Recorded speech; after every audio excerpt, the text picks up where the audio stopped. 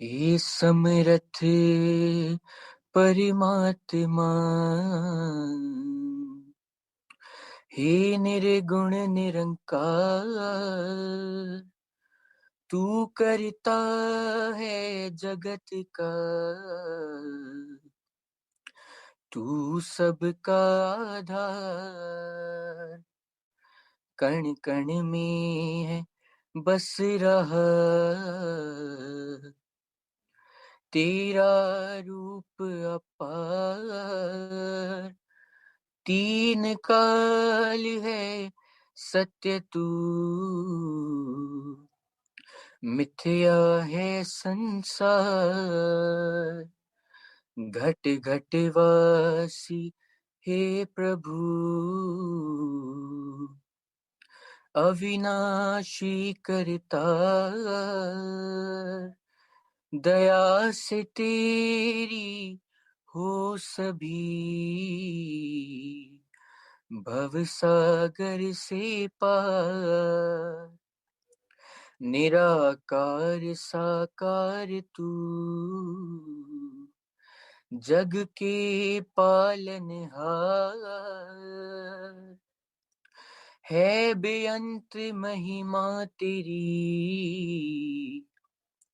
दाता अपरंपार।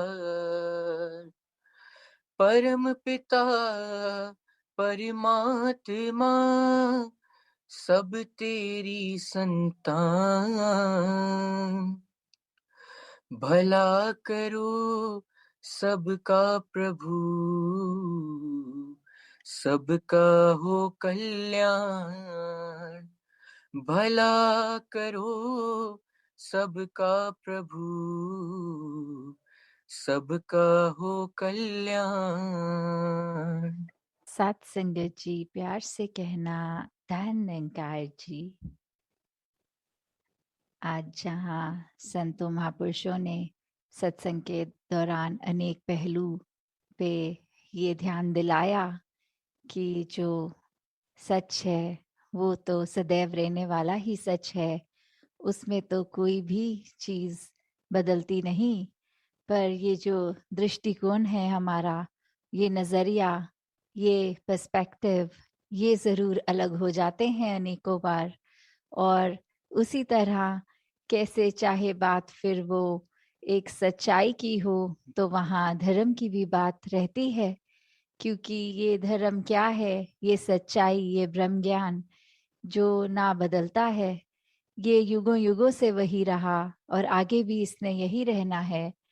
कैसे फिर वो जो बात आती है कि जब सिर्फ एक सच्चाई, जो बाबा जी भी अक्सर अपने विचारों में एग्जाम्पल देके समझाते थे कि अगर एक देश में दिन है तो दूसरे में उस समय रात हो सकती है, वो टाइम जोन्स अलग हो सकती हैं। तो फिर ये सन, ये मून, ये भी उस तरह रात और दिन का पहलू, ये भी सच्चाई उस समय की एक देश की तो हो सकती है, पर वो एक परमानेंट सच्चाई नहीं, क्योंकि हर देश में वो सच्चाई लागू नहीं है। तो ऐसी फिर ये कौन सी सच्चाई है जो ये हमेशा हर समय किसी भी एक सिचुएशन में, एक जगह पे जो ना समय से बंधी है, किसी भी तरह पे हमेशा कायम दायम रहने वाली ये सच्चाई, ये निराकार, ये परमात्मा जो कभी बदलता नहीं, कभी ढलता नहीं। तो कैसे इस तरह जब हम एक सच्चाई की बात करते हैं तो वहाँ धर्म, और ये धर्म क्या है, जैसे हम सुनते भी हैं, गाते भी हैं एक सेवा के जब भाव में कि मानवता है धर्म हमारा, हम केवल इंसान हैं। तो जब मन में ये सच्चाई ठहर जाए तो कैसे फिर ये मानवता के लिए ही अपना जीवन अर्पित, समर्पित कर देते हैं हर कोई। तो जब ये भी बात आती है कि इस निराकार के दर्शन हो गए, ये इसकी पहचान हो गई, व्हेन वी रियलाइज्ड गॉड, तो फिर अपने आप ही हमारा एक नजरिया भी नया हो जाता है। वो एक समझ, एक ढल जाती, एक दिमाग में चीज बैठ जाती है कि कैसे हम हमेशा इस ही परमात्मा का ही अंश रहेंगे, चाहे इस शरीर के अंदर हो या ये मृत्यु होने के बाद, ये शरीर खत्म हो जाने के बाद इसमें मिलना है। तो कैसे हमने जहाँ अपने ऊपर एक खुद को कैसे पूरे लाइफ में कंडक्ट करना है, अपनी सोच को कैसे मानवीय गुणों में ढालते हुए खुद को संवारना है। और वही बात फिर अगर एक पर्सपेक्टिव की होती है, तो कैसे एक चीज अगर हम देखें, वो अक्सर हमें हमारे मुताबिक अगर ठीक लगती है, तो वो हम उसको सही डिक्लेयर कर देते हैं।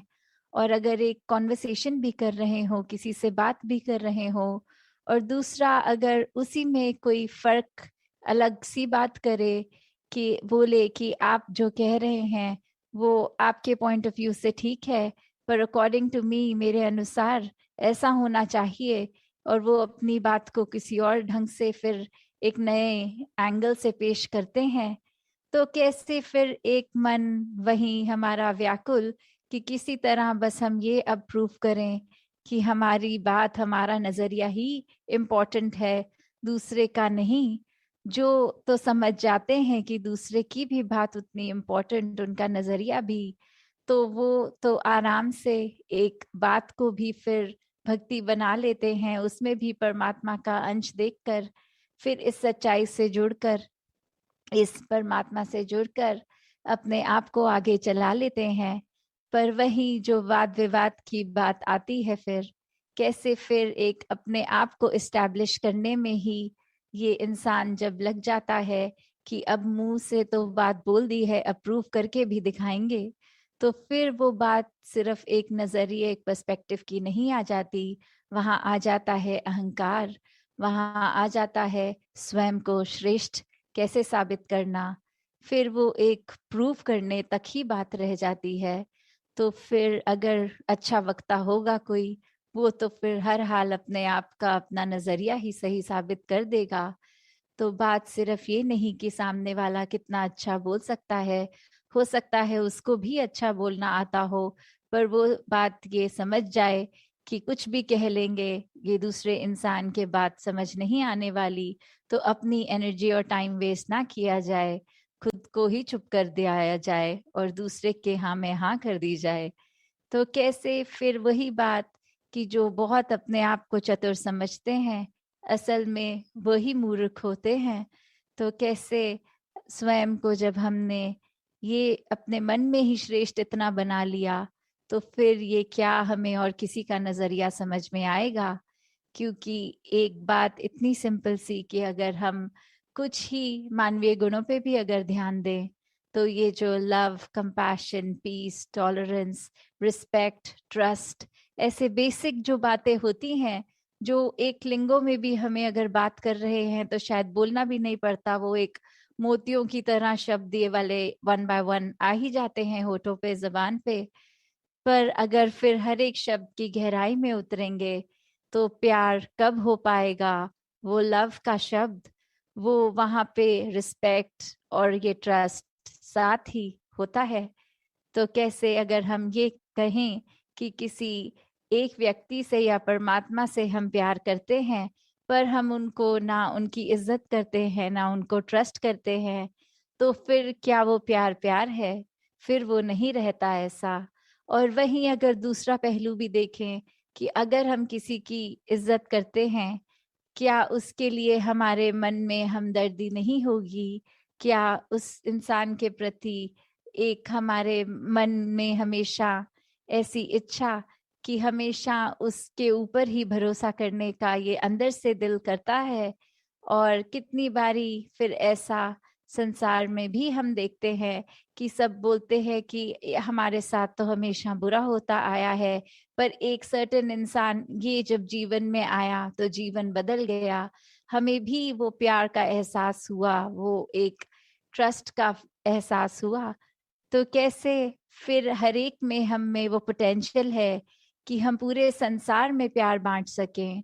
हम सब में वो एक है निरंकार द्वारा दी गई ये, जिस भाव से हम दूसरे के साथ पेश आते हैं, तो हमें जहाँ निरंकार का किया गया हर पल, हर एक जीवन में घटती हुई चीज ये डिसीजन सर आंखों पे खुशी खुशी रखना है, वहीं एक अपनी सोझी जो परमात्मा ने दी है उसमें भी हमें खुद को किस तरह एक ढालना है कि हर एक के काम आ सकें।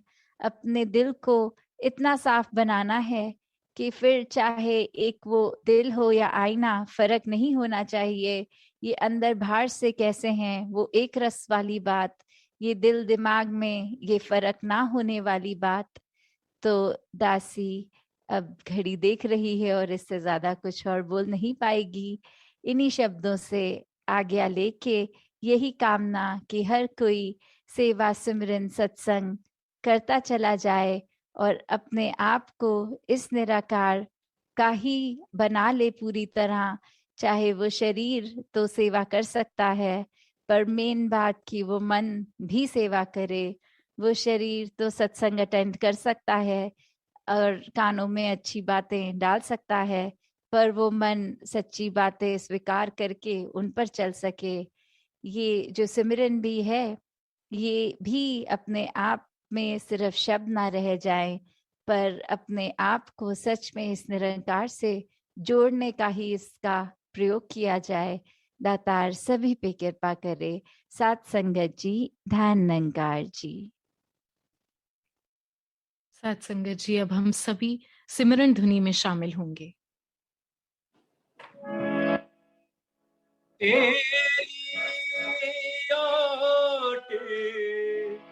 सहारा तेरा, तन मन घोल घुमावा, कहे अवतार तेरे ही दाता, दिन राती गुण गावा, कहे अवतार तेरे ही दाता, दिन राती गुण गावा, एक तू ही निरंकार, एक तू ही निरंकार, तू ही निरंकार, एक तू ही निरंकार। मैं हाँ सदा पुलनहार, मैं हाँ सदा पुलनहार, तू है दाता बख्शनहार, तू है दाता बख्शनहार। मेरे अवगुण ना चितार, मेरे अवगुण ना चितार, तू ही निरंकार, एक तू ही निरंकार, तू ही निरंकार, एक तू ही निरंकार। तेरा रूप है ये संसार, तेरा रूप है ये संसार, सबदा भला करो करतार, सबदा भला करो करतार। मेरी मांग है दातार, मेरी मांग है दातार, तू ही निरंकार, एक तू ही निरंकार, तू ही निरंकार, एक तू ही निरंकार। मेरा डोले ना एतबार, मेरा डोले ना एतबार, बख्शो शरदा भक्ति प्यार, बख्शो शरदा भक्ति प्यार। करा मैं संतां दा सत्कार, करा मैं संतां दा सत्कार, तू ही निरंकार, एक तू ही निरंकार, तू ही निरंकार, एक तू ही निरंकार। बोलिए सतगुरु माता सुदीक्षा सविंदर हरदेव जी महाराज की जय। निरंकारी राजमाता गुरु वचन अवतारी की जय। प्यार से बोलना धन्यंकार जी।